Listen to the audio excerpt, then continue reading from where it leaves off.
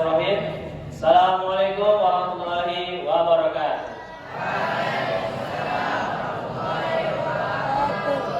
Kurang semangat. Assalamualaikum warahmatullahi wabarakatuh.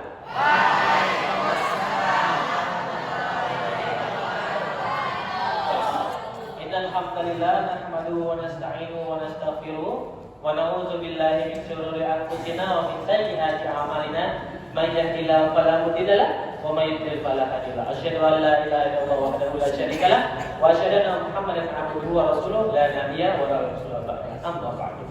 Pertama-tama yang paling utama marilah kita panjatkan syukur kita atas kehadiran Allah Subhanahu wa taala yang di mana Allah Subhanahu wa taala memberikan kita rahmat dan hidayahnya sehingga kita dapat berkumpul di tempat yang mudah-mudahan diberkahi Allah. Amin ya rabbal alamin. Kedua, salawat dan salam selalu kita haturkan kepada bimbingan kita, Nabi besar kita yaitu Nabi Muhammad sallallahu alaihi wasallam yang dimana telah membawa kita dari zaman kegelapan menuju zaman terang benderang, dari zaman Honda menuju zaman Toyota. Yang ketiga, tidak lupa Ustaz pribadi, terima kasih kepada Ustaz Syamsul sendiri yang memberikan amanat kepada Ustaz untuk memberikan motivasi tentang Al-Quran. Ini kan dalam masa, terutama yang untuk kelas 9 dan kelas 12 untuk dalam masa ujian Al-Quran. Nah, Ustaz di sini mengambil tema motivasi Al-Quran dari pengalaman pribadi Ustaz. Berdasarkan motivasi Al-Quran, manfaat Al-Quran, terutama Al-Quran, sudah banyak disampaikan, sudah banyak disampaikan dari Ustaz lain. Ini motivasi dari pengalaman pribadi Ustaz. Pengalaman pribadi Ustaz.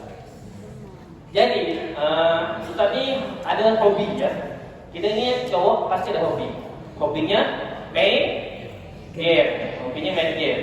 Entah game yang olahraga, main bola, main volley, atau game Android, PS2, konsol dan lain sebagainya, PC.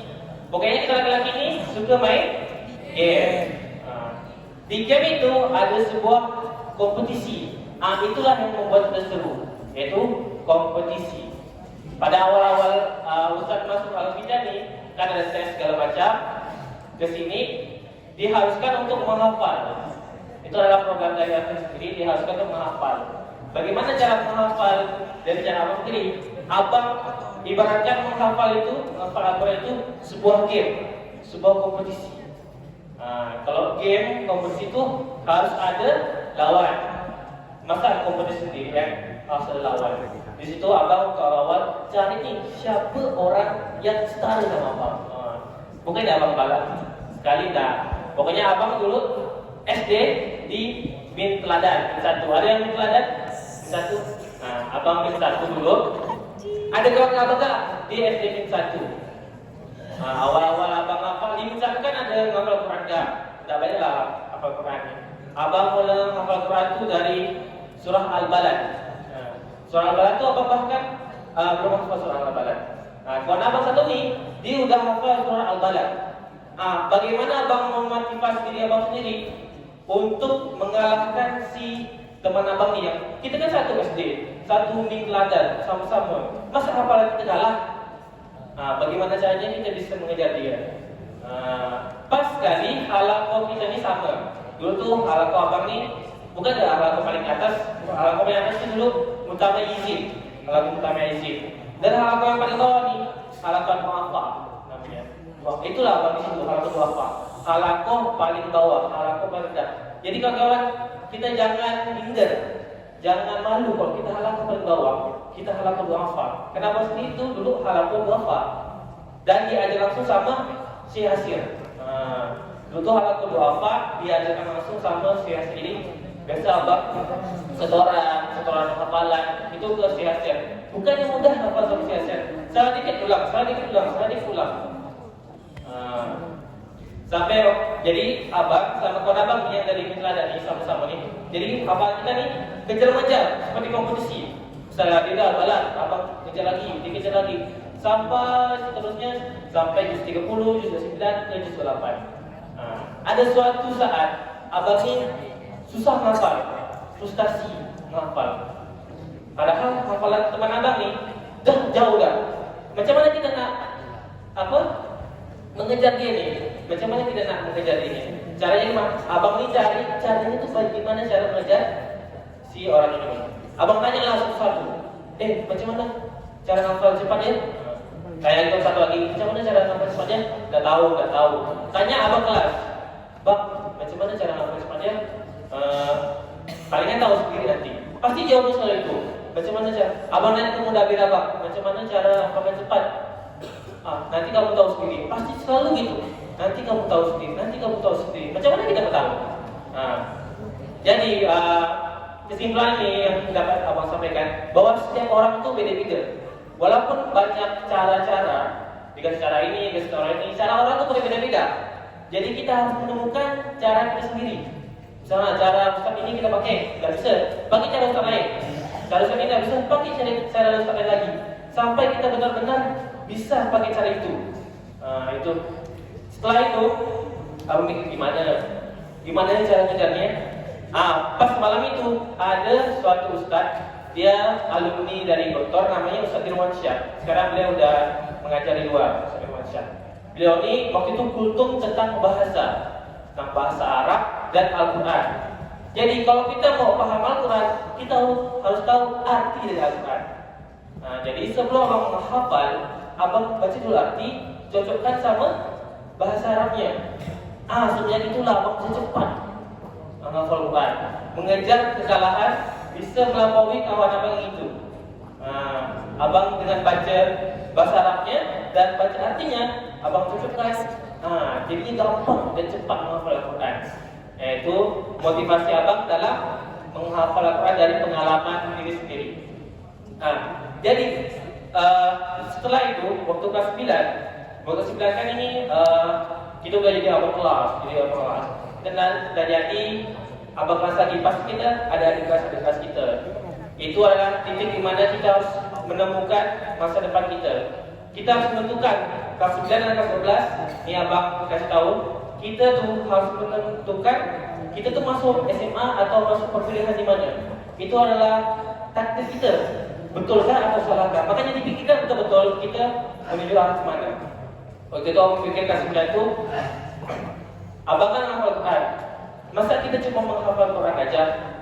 Sekalian juga abang mau itu ada 4M: membaca, menghafal, memaknai, dan mempraktekkan. Abang udah baca, menghafalkan, memaknainya. Gimana cara kita memaknainya? Memaknainya dengan tahu arti dan tahu bahasa Arabnya. Jadi abang berusaha untuk mempelajari bahasa Arab.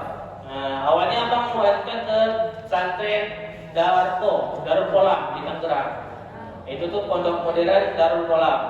Kami berpikir itu pondok modern dan ada induknya lagi.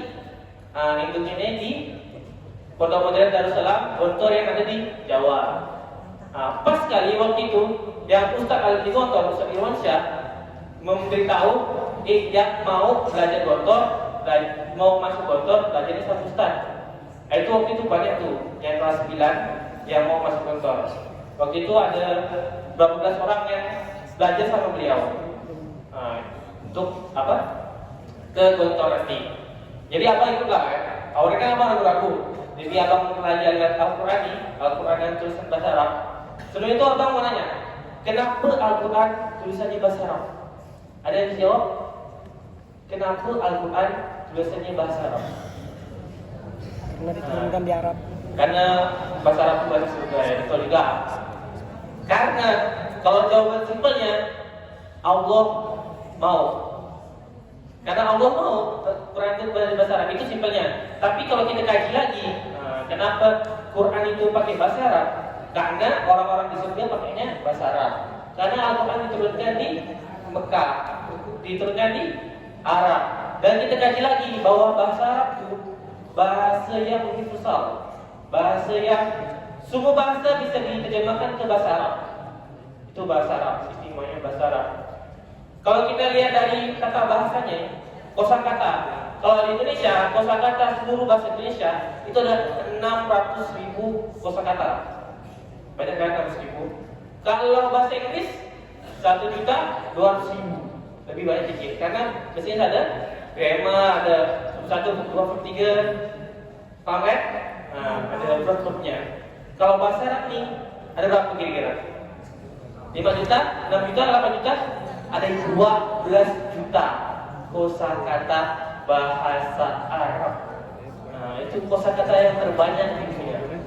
Makanya bahasa Arab itu spesial. Nah, makanya Abang mempelajari bahasa Arab untuk tahu makna dari Al-Quran sehingga Abang bisa mempraktekannya dalam kehidupan sehari-hari. Nah, segitulah dia pengalaman membaca Al-Quran dari Abang sendiri sehingga Abang dapat motivasi kalian untuk membaca Al-Quran lebih giat. Dan ada satu pesan Abang, ini bukan terkait tentang Al-Quran. Kalian selama berada di Fitian jangan neko-neko lah. Maksudnya itu jangan nakal, terlalu nakal gitu. Karena kalian sekarang akan menentukan kalian di masa depan. Misalkan Abang nih, dulu nih Abang bisa terbilang taat aturan lah, orangnya taat aturan. Sehingga waktu suatu hari Abang ingin mendaftarkan jadi pengajar dalam Fitian ini. Abang diterima karena kelakuan baik Abang membela Fitian itu memang terbukti. Ada teman Abang banyak alumni-alumni yang ingin mengajari Al-Fitian terhalang karena kelakuan tidak baik saat di Al-Fitian. Oh, dia punya catatan buruk, nggak bisa. Punya catatan buruk nggak bisa. Dan hanya di Al-Fitian, di luar juga kita ada catatan kriminal ini itu nggak akan diterima di dunia kerjaan. Di mana-mana tuh nggak akan diterima kalau kita punya kelakuan buruk. Itu pun kalau mau masuk TNI, polisi kan harus punya surat kelakuan baik dari RT RW. Harus ada itu. Jadi kelakuan baik itu jangan kita bosan-bosan jadi orang baik. Paham semua? Oke, Abang akhiri. Nah, tadi alhamdulillah. Doa kepada majelis.